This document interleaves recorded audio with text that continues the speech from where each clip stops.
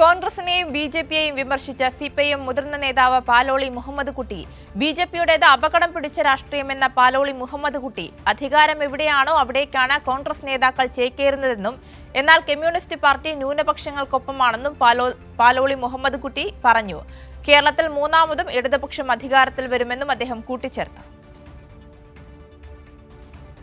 ഈ അടുത്ത നിയമസഭാ തെരഞ്ഞെടുപ്പിലും കൂടി LDF അധികാരത്തിൽ വന്നാൽ പിന്നെ കോൺഗ്രസിൻ്റെ ഗതി ഉണ്ടാകും. അതന്നെ ആളുകൾ പോയി കാലിയാവുന്നുണ്ട്. അടുത്ത തവണ കൂടി വരണമില്ലെന്നുണ്ടെന്നുണ്ടെങ്കിൽ ഇന്നത്തെ നേതാക്കന്മാരൊക്കെ നമ്മൾ പിന്നെ കാണുന്നത് എവിടുന്നാണ്? അവിടെയാണ് അധികാരം എവിടെയാണോ അവിടെ കോൺഗ്രസ് എന്നുള്ളത്. ഇപ്പോൾ കർണാടകയിൽ കോൺഗ്രസിൻ്റെ ദേശീയ തലത്തിലുള്ള നേതാക്കളിൽ ഒരാളായ കൃഷ്ണ ഇല്ലേ, കോൺഗ്രസിൻ്റെ ഭരണം നഷ്ടപ്പെട്ട് BJP വന്നപ്പോൾ അയാൾ കോൺഗ്രസിൽ രാജിവെച്ച് BJP ചേർന്നു.